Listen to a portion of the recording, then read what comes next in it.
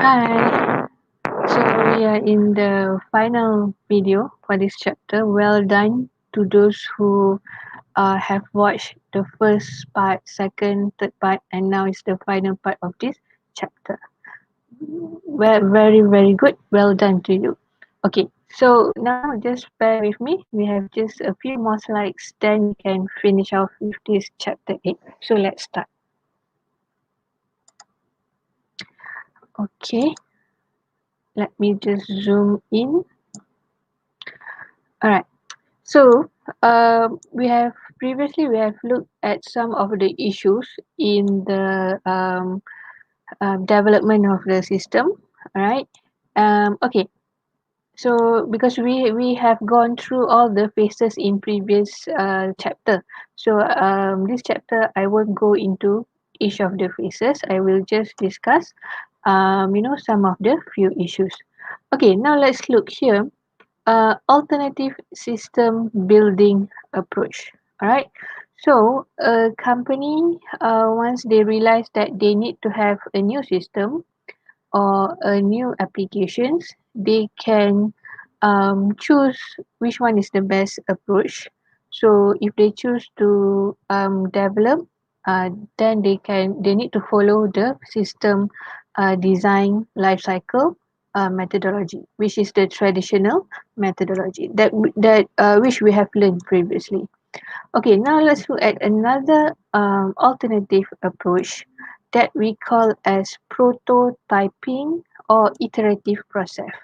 Iterative process here means a repeated process.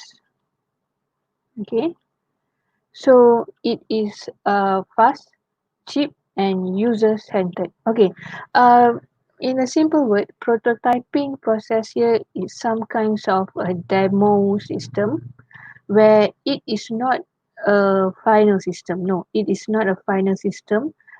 Prototyping is useful when there is some uncertainty about the requirements.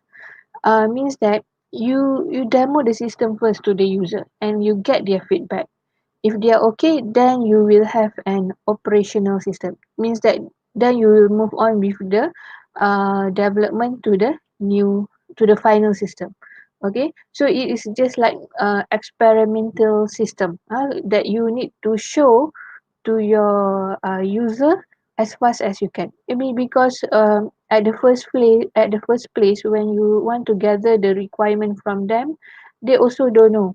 They also don't know like what they want. But when if you show the demo system or the prototype of the your system, okay, so at least they will have an idea. Okay, and then they will add more requirements. But here also is another issue, like if they keep on adding requirements, then it will be a problem for the developer. So you must have like a black and white here. Okay, but the concept of prototyping is like this. You show the demo of the system. Okay, the prototyping process, this is basically the flow chart of the prototyping process. So first we identify the basic requirement. Okay, then you create the demo system, which is the prototype. Use the prototype means that you test with the user. Here means you bring the system to the user and you get their feedback.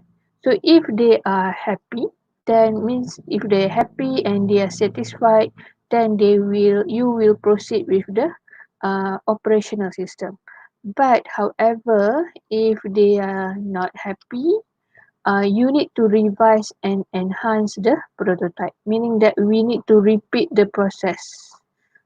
So you repeat until the user is happy. If the user is still not happy or not satisfied with the system, you will keep on repeating the process. So you will show, here you will show the demo of the system or the prototype of your system to the user, to your client.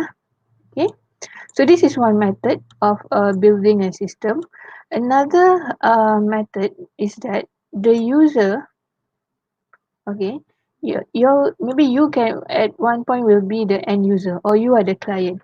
You can, if you see here, I put here a cartoon said that we will develop our own system user.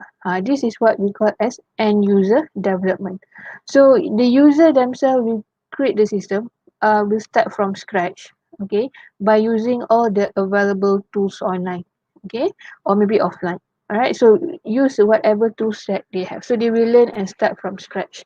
So, but it can be costly in terms of time lah, okay, especially in terms of time where if you're not a technical person, you might take more time. So the development of information system by end user with little or no formal assistance from technical specialists. So there's no specialist, you are on your own. So this one is we call as end user development, another approach. Another one that is very, very simple, fast, easy, convenience is just to buy commercial software that is uh, already written for you, okay, that like Microsoft, like from SAP ERP, like from like Oracle Pro. So they already have a set of system that is available for the user to just buy. Okay, so it means that you don't have to crack your head to develop, to create prototype, all those things. So you just use whatever is there. But you need to buy lah, of course, because it is a commercial. It is a commercial software. But you can also customize some features, allowing the software to be modified for your unique requirement.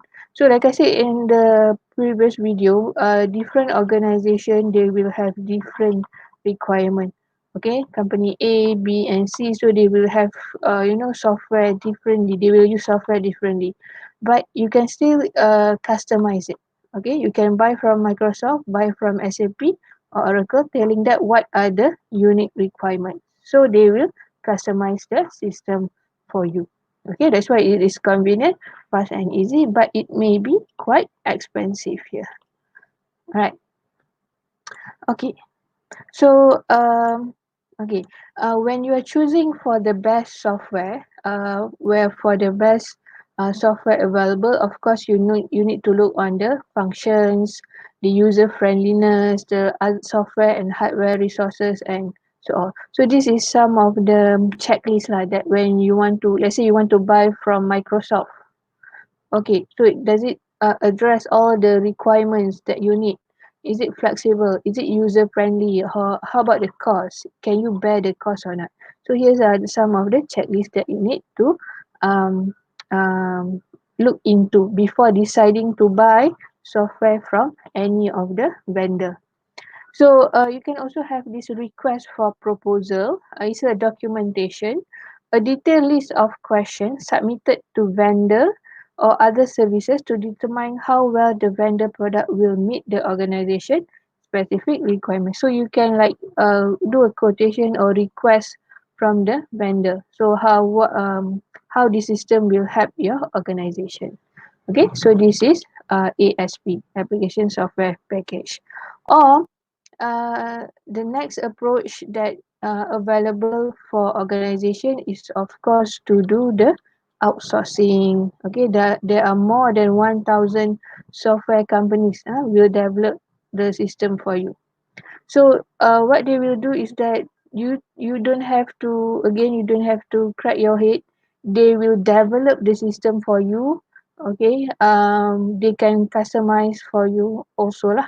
Okay, but now this one they will start from the beginning. Okay, like ASP, maybe half of the system is already developed. Okay, but now they will really cater to your needs from the beginning. Okay, but disadvantage here there must be maybe hidden cost and maybe loss of control. Okay, so okay, this is the sourcing decision cycle framework. So you can either choose whether to do insourcing. Insourcing here means in-house development, okay, or you want to outsource. If outsource pula, you can look into whether it is offshore or inshore, means that whether it is global, outside company, I mean outside from our country, or maybe in the country itself. Okay, so let's look here at insourcing.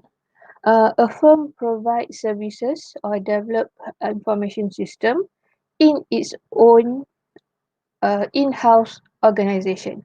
So this is where they decide that okay, let's develop our own system, which is um, in-house or in-sourcing. Okay, the drivers here means that the factors that lead for them to in-source is good for their core competencies, means that uh, their main business process. Okay, good for confidential because why? If you hire a third party or a third party company, they your company information, those who are confidential, might be in risk of leaking. So if you develop in-house, then no one else can access the your information. Okay, and you have available time. Okay, and you have the IT professionals. Okay, to develop to do the in-house in-sourcing. Okay, but the challenge here is that you might have difficulties from the management. Okay, maybe you are lacking of resources, lack of resource, or maybe lack of support. Okay, so it's a challenge also to find a reliable, competent outsourcing provider that is likely to stay in uh, business lah. So it quite difficult to find the resource that you will need. Okay, if we are doing in source. Okay, now let's look at the outsource. Okay, the purchase of a good or service that was previously provided internally or that could be provided internally. So it is cost saving.